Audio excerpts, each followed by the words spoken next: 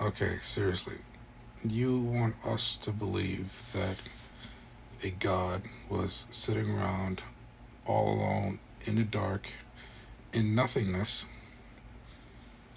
without needing a creator of its own, then turned around and created everything, including this screwed up world, to one day come and save it, even though he already died for it. That is the literal definition of a self fulfilling prophecy.